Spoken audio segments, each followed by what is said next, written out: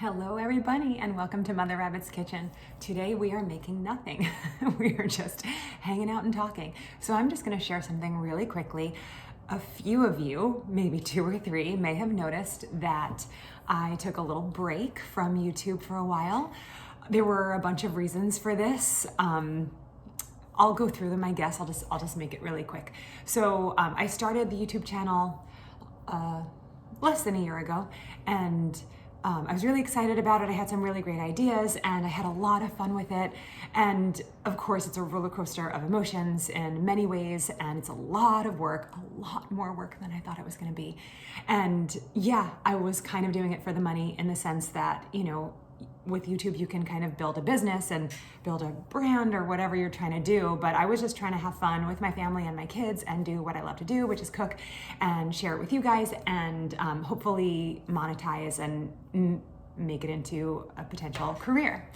And so, yeah, kind of was like doing it for the money in a way, in the sense that it did turn out to be so much work that it was like a 40-hour-a-week job for no pay and basically like up all night because there's not a whole lot of time to edit during the day with 4 kids and another job. So yeah, it was a lot of work. And I saw a lot of momentum in the beginning and in little spurts here and there. And then I just kind of noticed that YouTube makes it like really difficult to monetize. They give you these qualifications, these kind of criteria that you have to meet, and then you can have the ability to monetize.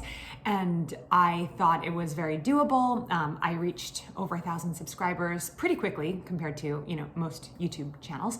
But in terms of getting my watch hours, what are called public watch hours, they were really, really hard to get. You have to get 4,000 within a 12-month period. I think I'm at, I don't know, like 1280 or something like that, 1284, I think, as of this morning. And the funny thing about YouTube is even when you stop making videos, people still randomly watch them here and there. So like I'll go up like a watch hour every day or so. But oh my gosh, to reach 4,000 public watch hours. Now, those do not include shorts, and they don't include so much watch time that you would not expect. For example, to promote my material, Andrew and I decided to just a handful of times buy an advertising thing. So like for $50 we would pay to have YouTube advertise a certain video, and all it was putting the video out there in front of people's eyes to see if they wanted to watch it. Now, if the people clicked on it and watched it, they were doing so because they wanted to watch it. And we found out after we had paid for this advertising and after we had accrued so many watch hours through this venue, we found out that they didn't count as public watch hours, because for some reason YouTube makes it that to count as public watch hours, it has to be watch hours that is traffic that is actually on your channel. It can't be from YouTube ads. It can't be from direct links. Like if I were to post a link to a video on Instagram and you click it and watch the whole thing, doesn't count. Why do they do that to us? Like, my video is being watched, like let it count.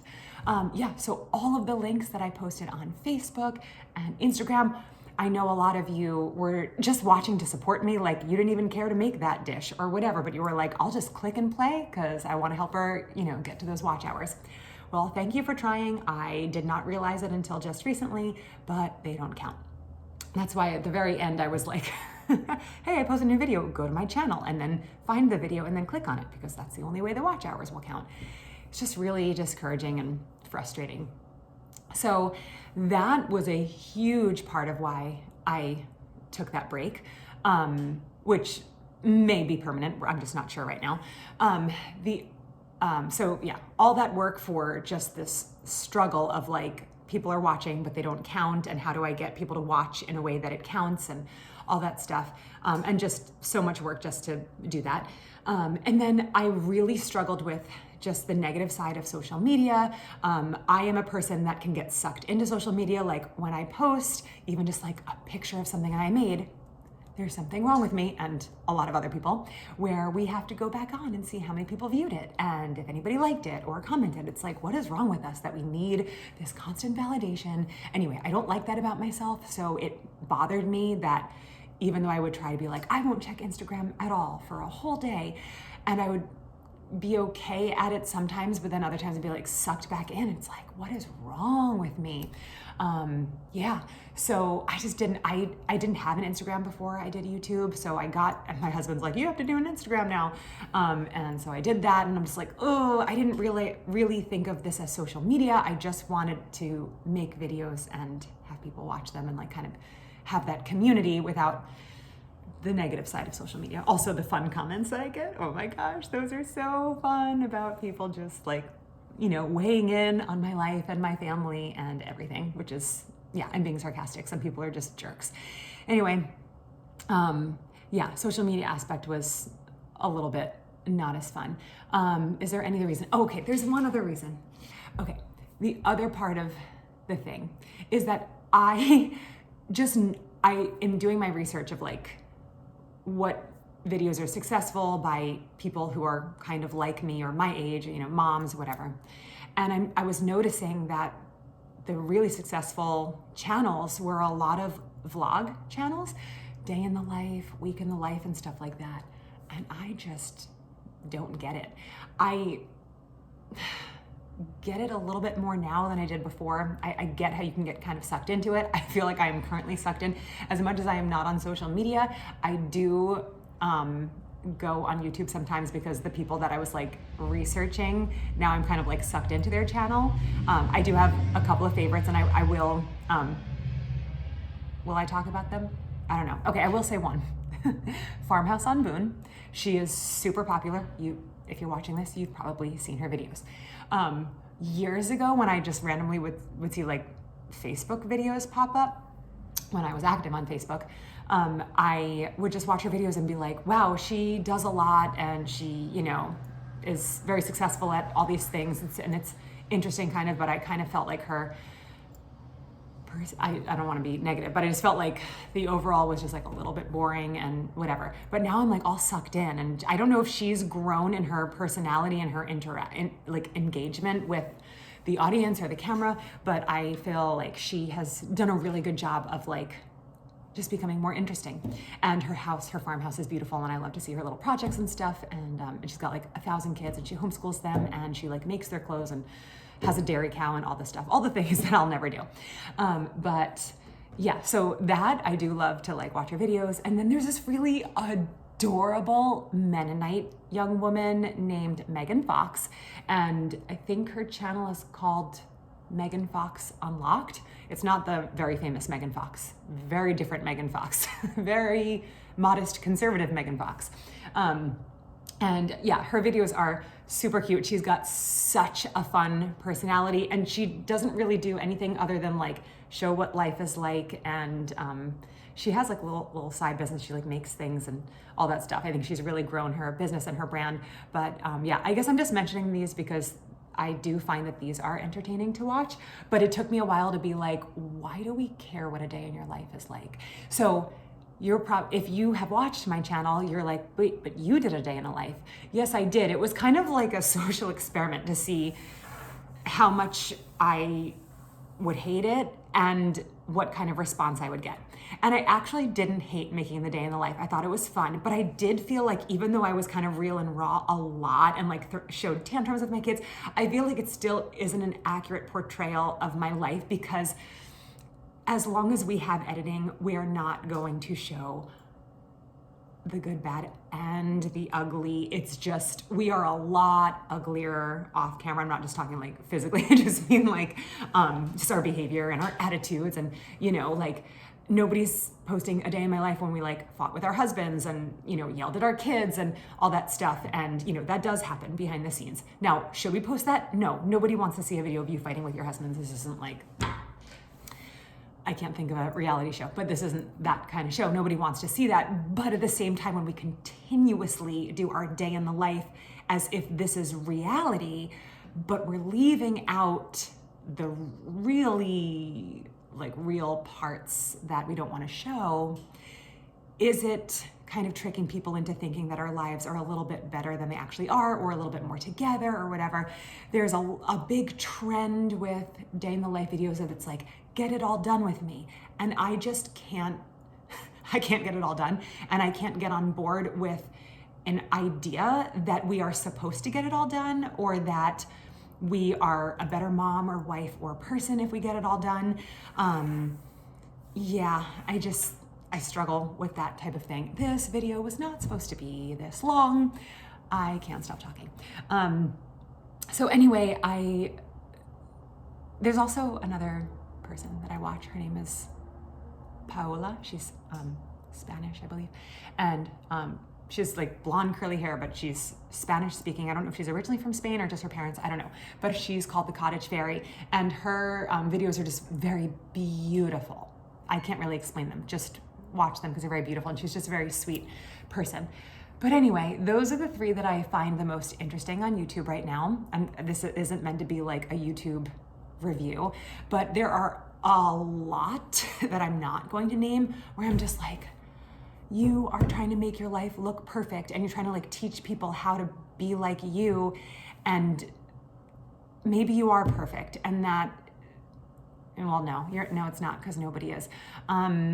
It's just discouraging, and it just really feeds our culture of trying to be like what we see on social media, and it's just really damaging to our culture. So another, thing that I've kind of researched and experimented with through this YouTube channel, even though it was originally just supposed to be cooking, that's really all I want to do, but I kind of played around with the idea of just the vlogging type of thing, and I didn't mind it. I actually have one.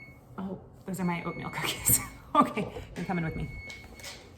Okay, I have not done a video for these oatmeal raisin cookies yet, you guys, but if I ever make videos again, you have to make these. I figured out how to make homemade raisins. Okay, look at those. I'll turn the oven light on for you. Oh, look at that. Do those look gorgeous or what? I think they're done. I'm not quite sure. I'm gonna take them out of the oven and see. I totally forgot I had cookies in the oven when I started doing this. Anyway, yeah, these cookies are made with homemade raisins, which sounds like super fancy, but do you want to know the story about how I figured out how to make homemade raisins? Yeah, I'd say those are, no, I'm gonna give them 2 more minutes. I want them to be like really cooked through. My Chick-fil-A cookies, I like them to be like super soft and almost like cookie dough-like in the center. But these cookies, I'll just stay in the kitchen because I just put it on for 2 more minutes. Let's bring you up here. I really don't feel like editing this video at all, so you're just gonna have to stick with me, and if you don't like it, just turn it off and stop watching. It doesn't matter, because I'm not gonna reach my public watch hours anyway. What was I saying? I'll tell you about how I made homemade raisins another time, but I will tell you they're so easy and like totally hands-off, and they're so much better than store-bought raisins because I do something really fun to doctor up the flavor. I'm not gonna share that now, because what if I do it in video and then I spoil it? Anyway, but yeah, these cookies are seriously amazing. And what's really fun about these cookies, you know how most cookies, like they taste the best and they're at their best texture when you eat them that day. Like my Chick-fil-A cookies are best eaten like 10 minutes after they come out of the oven. So good. They have to be eaten warm. They're so good. These cookies strangely get better and better with age. Like I've eaten these cookies like 5 days after making them. It was a really big batch. It's not like it takes me that long to get through a batch of cookies. I was eating like several a day. And like on the 5th day, I was like, I feel like these taste even better than day 1. They just sit and they get chewy and melt in your mouth. Delicious. Anyway, back to my griping about YouTube. Where was I? I don't know. Maybe I will edit this video because I'm starting to bore myself. Yeah, so those are all the reasons. You might have seen that I posted, I didn't like advertise it, but I did post 2 or 3 videos very recently that are kind of like, where did those come from? There's like a restaurant review and a supermarket review, and it's kind of a long story, but I kind of stumbled upon this like very part-time job opportunity with something called Cozy Meal.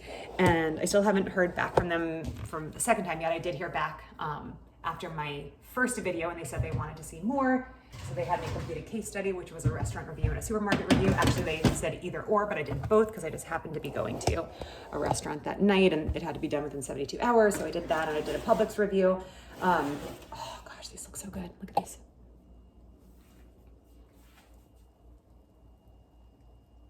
Can you hear them? You can actually hear them like sizzling. Anyway, I'm gonna finish this just standing so that I can like remind myself that I need to wrap this up. So that, I still haven't heard back from they emailed me after I sent them the case study videos, and they said, thank you for making them. We'll get back to you in a few days if there is a fit. So wish me luck. I don't know. I don't even know. They asked me what I would prefer to be paid. I told them it was on the higher side, and they still were interested in having me complete the case study. So I'm hoping that they will pay me well if they accept me. I don't really know if I'd be just making videos for their YouTube. It's a YouTube content creator position, which that would be really cool if like all this like helped me get this like cool job. I don't know. We just don't know what's going to happen and why things happen and what they happen for. But yeah, I'm just kind of going with the flow. And then I will say that over the past few months, I went from going, I'm just going to take a break, like a permanent break. I was like, Andrew, I'm done. Like, I just can't do this. Like, I'm getting to the point where like I'm putting the TV on for Camden during the day for like over an hour. Like, okay. See, I automatically want to make it sound like, oh, it's just an hour, like maybe an hour and 10 minutes. There have been some days where I put like the TV on for him for like several hours just because I was on a roll editing, and like once you get in the groove, like you can't do it in like 10-minute spurts. You have to just like go for it. And there were a couple of days where I was like putting the TV on for a while for Camden, and I'm like, this is not what this is supposed to be. Like my whole vision for this was like no extra work. Like this is just us in the kitchen. This is just what we do. But then as I kind of learned that you actually do have to put work into it, or else the videos are going to be really long and boring and nobody's going to watch them. I kind of started, and I like to make things good and make my cute little thumbnails and put music to it and all the stuff and edit out all the sneezing, or actually leave those in. But yeah, so I was kind of like, no, I'm not doing this anymore. I just want to be here for my family. I want to cook together, but I don't want to have this pressure of, oh, we have to do this right. Because there were also some times where I'm like, hey kids, let's cook and turn the camera on. And then the kids would like drive me nuts during a thing, or like do something like weird. And I'd like turn off the camera and be like, you just ruined that shot. And now I have to do it all over again. And it's like, wait, now I'm yelling at my kids because I'm trying to do this thing. And now that was supposed to be with them and it was supposed to be like a family thing, and now like I'm getting mad at them because I'm doing it. Like, that is not who I want to be. So I was like, I'm done. I'm not doing this anymore. I'm done. And Andrew's like, okay. Like, he was really encouraging from the beginning. When I was like, I'm done, he's like, okay, whatever you want, sweetie. And for those couple of months, I was like, I'm done.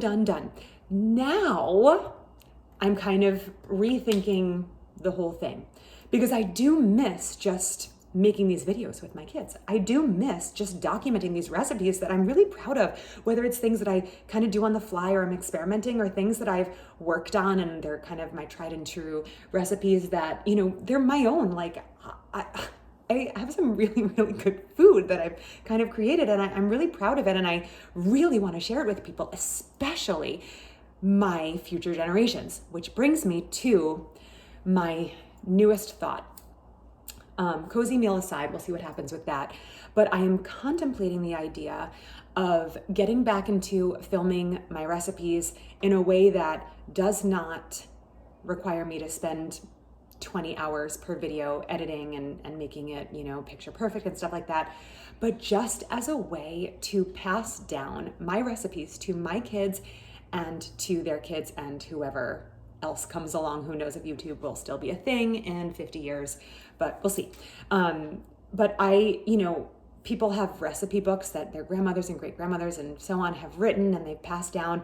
And I just thought, like this channel, even though it's had its ups and downs and I can't really seem to get the traction that I want in terms of monetization, it really is creating this legacy for my children. And we have so many videos, like especially the one where Andrew like cooks with the kids on Mother's Day or bakes with the kids on Mother's Day. It's just so cute.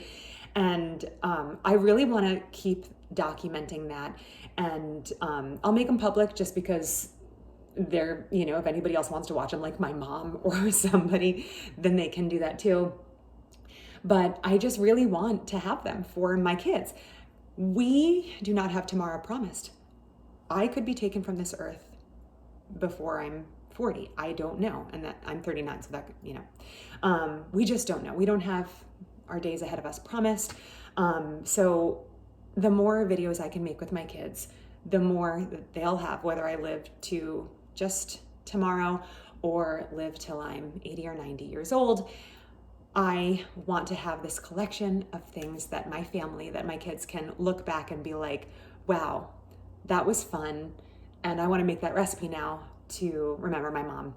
Or maybe I'll be 100 and we'll still be cooking together and making videos, and I'll be great grandmother rabbit.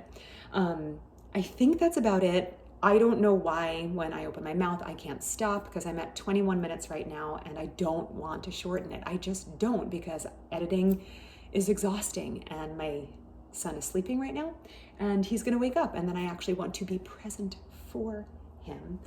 And also I might be enjoying one of these cookies in a minute. Oh my gosh, they're so good. Okay, thank you for watching. I hope this explained a little bit about my YouTube journey and my ridiculous mind.